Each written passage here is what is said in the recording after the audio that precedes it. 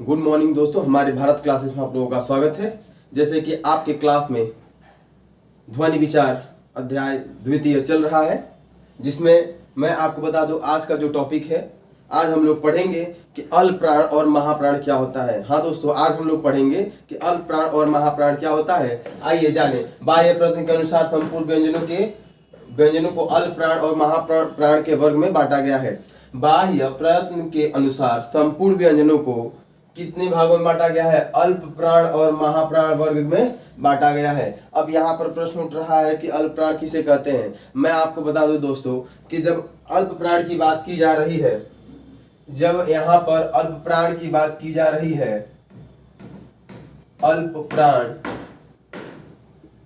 तो आप सोच रहे होंगे अल्प प्राण क्या होता है। मैं आपको बता दूं, जब आप किसी भी व्यंजन वर्णों का उच्चारण करते हैं, जिन वर्णों का उच्चारण आप करते हैं, किसी की छोड़िए, जिन वर्णों का आप उच्चारण करें और आपके मुंह से ध्वनि कम बाहर आए, जब आप उच्चारण करेंगे तो ध्वनि की जो निष्कासन क्रिया होती है, निष्कासन क्रिया मतलब बाहर निकलने की जो क्रिया होती है, वो कम होती है, अल्प रहती है। उसे हम क्या कहते हैं? अल्प प्राण कहते हैं। उसे हम क्या कहते हैं? अल्प प्राण कहते हैं। मैं आपको बता दूं, जिन वर्णों का उच्चारण करते समय,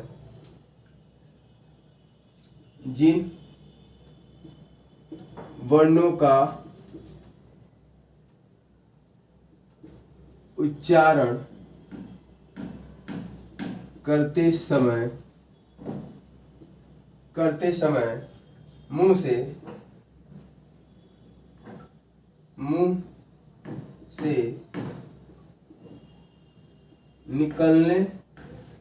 निकलने वाली श्वास अल्प रहता है, उसे हम क्या कहते हैं दोस्तों? अल्प प्राण कहते हैं। क्या कहते हैं? अल्प प्राण कहते हैं। हाँ दोस्तों, जब आप अल्प प्राण की जब बात करेंगे, जिन वर्णों का उच्चारण करते समय मुंह से निकलने वाली श्वास अल्प रहता है, उन्हें हम क्या कहते हैं? उन्हें अल्प प्राण कहते हैं। उन्हें हम क्या कहते हैं? अल्प प्राण कहते हैं। यानी कि जिन वर्णों का उच्चारण करते हैं, जिन वर्णों का उच्चारण आप करेंगे और उच्चारण करने की स्थिति में मुंह से निकलने वाली श्वास की जो मात्रा होती है, सांस की जो मात्रा होती है, वो कम रहती है, उसे हम क्या कहते हैं? उसे हम कहते हैं अल्प प्राण कहते हैं। श्वास की जो मात्रा होती है, मैं आपको बता दूं, श्वास की मात्रा कम रहती है, उसे हम अल्प प्राण कहते हैं। उसे अल्प प्राण कहते हैं। यहां तक आप लोगों का पॉइंट क्लियर हो पा रहा है क्या? मैं आपको बता दूं, अल्प प्राण जिन वर्णों का उच्चारण करते वक्त मुंह से निकलने वाली श्वास की मात्रा कम रहती है, उसे हम अल्प प्राण कहते हैं। उदाहरण में आपको बता दें, उदाहरण में आपको मैं बता दूं कि प्रत्येक वर्ग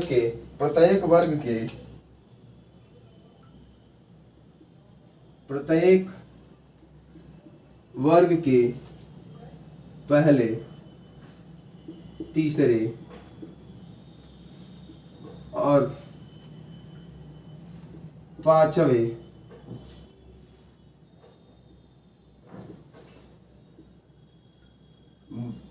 भाग, पांचवें वर्ग को या पांचवें वर्ण को, प्रत्येक वर्ण, पांचवें वर्ण को तथा अंतस्थ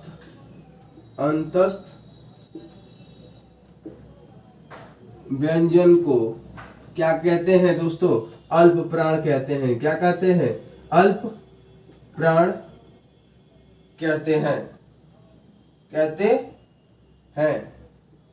देखिए, बहुत ही सिंपल लॉजिक है। जब आप इनका उच्चारण करेंगे तो आपके मुंह से निकलने वाली श्वास की मात्रा कम रहती है, अल्प रहती है, उसे हम अल्प प्राण कहते हैं। प्रत्येक वर्ण के पहले, तीसरे और पांचवें वर्ण को तथा अंतस्थ व्यंजन को। जब अंतस्थ व्यंजन की बात की जा रही है दोस्तों, मैं आपको बता दूं पिछले ही क्लास में, पिछले क्लास में अंतस्थ व्यंजन के विषय में चर्चा कर चुका हूं, जिसमें 4 अंतस्थ व्यंजन होते हैं। वे कौन कौन से हैं मैं आपको बता दूं, य,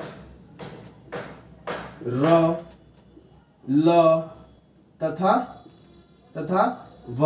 ये चारों अंतस्थ व्यंजन क्या होते हैं, अल्प प्राण होते हैं। अल्प प्राण क्यों होते हैं, क्योंकि आप जब इनका उच्चारण करेंगे तो आपके मुंह से निकलने वाली श्वास की मात्रा बहुत ही कम होती है दोस्तों। मैं आपको बता दूं, य, आप हमारे साथ उच्चारण कीजिए, बोलिए य, र, ल, व। जब आप इनका उच्चारण कर रहे हैं तो आप यह महसूस कर पा रहे होंगे कि इनका उच्चारण करते वक्त आपके मुंह से निकलने वाली जो श्वास की जो मात्रा है वो क्या है, बहुत ही कम है, अल्प हो रही है, इसलिए इन्हें हम अल्प प्राण कहते हैं। अगला मैं आपको बता दूं, नेक्स्ट जो पॉइंट है इसका महाप्राण, इसका जो द्वितीय पॉइंट है उसे हम क्या कहते हैं, महाप्राण। महाप्राण की सिचुएशन मैं आपको बता दूं, बहुत ही लॉजिक है, बहुत ही सिंपल सा लॉजिक है। मैं आपको बता दूं महाप्राण किसे कहते हैं, आइए जाने। सेकंड पॉइंट, महाप्राण। जब महाप्राण की बात की जाए, जिन वर्णों का उच्चारण करते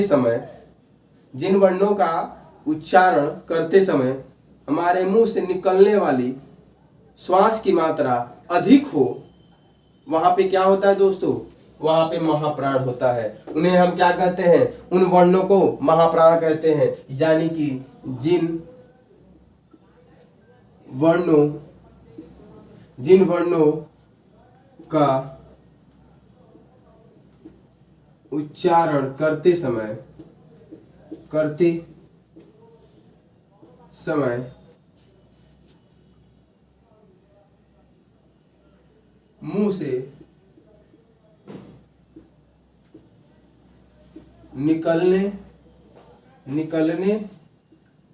वाली श्वास की मात्रा क्या हो, अधिक हो, इसलिए इन्हें हम क्या कहते हैं, अधिक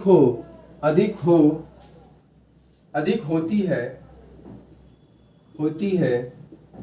उन्हें क्या कहते हैं दोस्तों, महाप्राण कहते हैं। उन्हें महाप्राण कहते हैं। यहाँ तक आप लोग का पॉइंट क्लियर हो पा रहा है क्या? जिन वर्णों का उच्चारण करते समय मुंह से निकलने वाली श्वास की मात्रा अधिक हो, उस सिचुएशन में, उस स्थिति में क्या होता है, महाप्राण होता है। यानी कि उन वर्णों को हम क्या कहते हैं, महाप्राण कहते हैं। यहाँ तक पॉइंट क्लियर हो पा रहा है क्या आप लोगों का दोस्तों? यहाँ तक पॉइंट क्लियर हो पा रहा है क्या? अगला मैं आपको बता दूं, उदाहरण में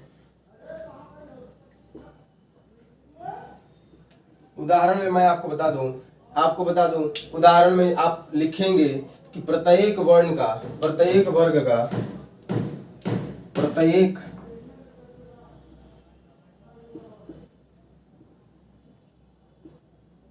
का दूसरा तथा चौथा और ऊष्म व्यंजन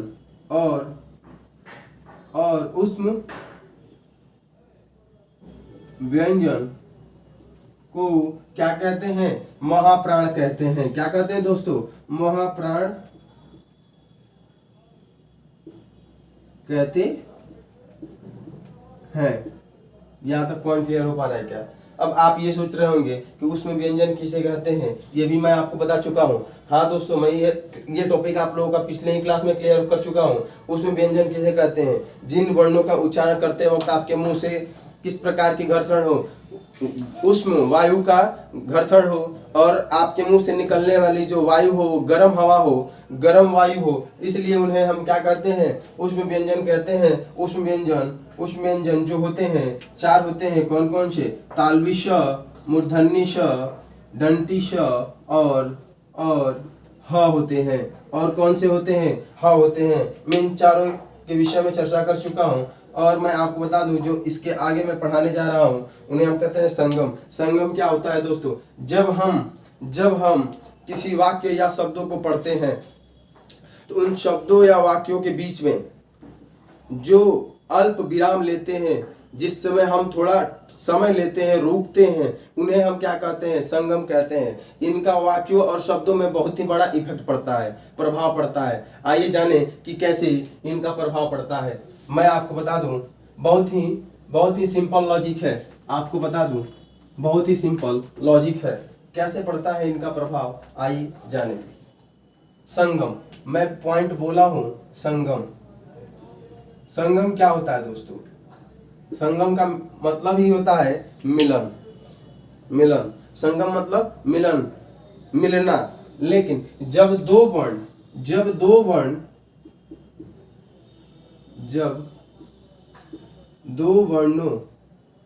दो शब्दों या वर्णों को, जब हम पढ़ते हैं या दो वाक्यों को पढ़ते हैं तो उनका जब उच्चारण आप करेंगे तो उनके बीच में क्या होता है? उनके बीच में थोड़ा विराम लेते हैं। क्या करते हैं? विराम करते हैं। विराम मीन्स क्या होता है? आराम करते हैं। तो उस स्थिति को हम क्या कहते हैं? संगम कहते हैं। उसे हम क्या कहते हैं दोस्तों? संगम कहते हैं। शब्दों तथा वाक्यों के उच्चारण के क्रम में अल्पकालीन मौन को मैं आपको बता दूं, शब्दों तथा वाक्यों के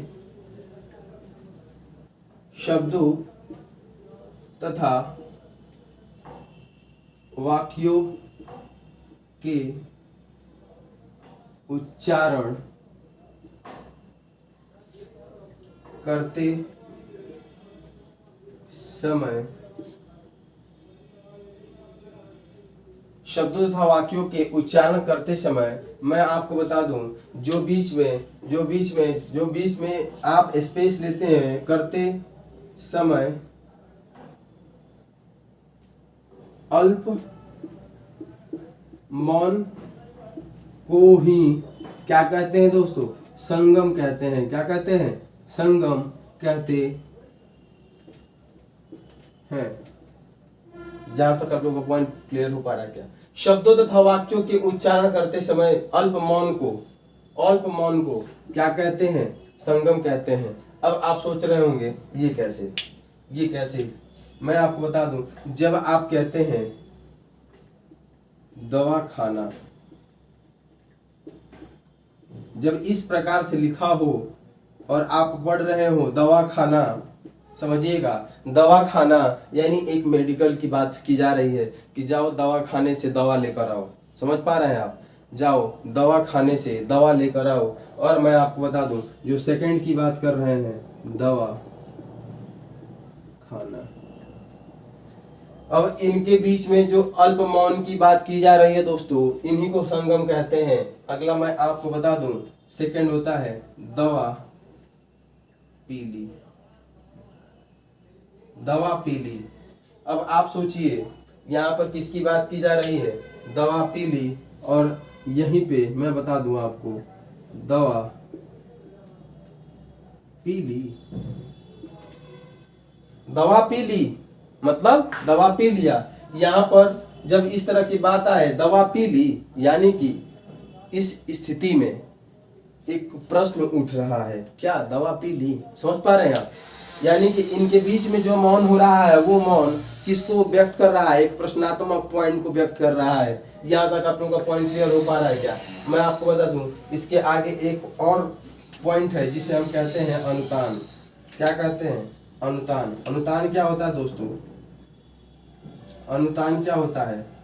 मैं आपको वन लिनियर में समझाना चाहूंगा। अनुतान यानी कि अनुतान उन्हें कहते हैं, किन्हें कहते हैं? उच्चरित स्वर ध्वनियों का लिख दे रहा हूं, उच्चरित स्वर ध्वनियों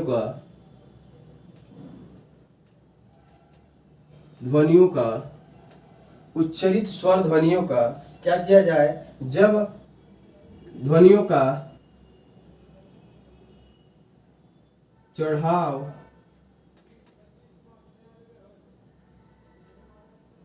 चढ़ाव तथा उतार अर्थात उनके बीच लहरों का उत्पन्न होना क्या कहा जाता है दोस्तों? उच्चरित स्वर ध्वनियों का चढ़ाव तथा उतार अर्थात उनके बीच लहरों का उत्पन्न होना ही अनुतान कहलाता है। क्या कहलाता है? अनुतान कहलाता है। अब आप सोच रहे होंगे अनुतान से क्या समझ पा रहे हैं? यानी कि जैसे सामान्य कथन में आप कहते हैं, उदाहरण में समझिएगा, उदाहरण में आप समझिएगा, सामान्य एक कथन है, सामान्य कथन है क्या? अच्छा। क्या है? अच्छा। ठीक इसी प्रकार से एक व्यक्ति कह सकता अच्छा, अचानक सा क्या कहेगा? अच्छा। यानी कि यहाँ पे प्रश्नात्मक पॉइंट आ जा रही है। कथन में क्या आ जा रहा है? प्रश्नात्मक पॉइंट आ जा रहा है। जिन्हें कह रहे हैं, क्या कह रहे हैं? अच्छा। यानी कि प्रश्न उठ रहा है। अच्छा नहीं कहते हैं? अच्छा।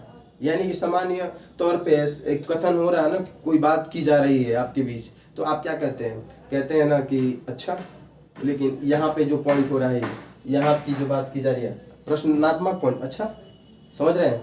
तो ये यहाँ तक आप लोगों का पॉइंट क्लियर हो पा रहा है क्या? अनुतान तक क्लियर हो पा रहा है क्या? मैं आपको बता दूं, अगला जो क्लास होगा कल होगा, और हम लोग कल के जो क्लास में पढ़ेंगे कुछ हिंदी व्याकरण में चिन्हों के विषय में के बारे में चर्चा करेंगे। मैं आपको बता दूं, कल की क्लास में विरामावस्था क्या होता है, अर्ध विराम क्या होता है, पूर्ण विराम क्या होता है, ब्रैकेट क्या होता है, समझ पा रहे हैं आप? इसके विषय में कल चर्चा हम करेंगे। यहाँ तक आज का जो क्लास है यहीं तक रहेगा।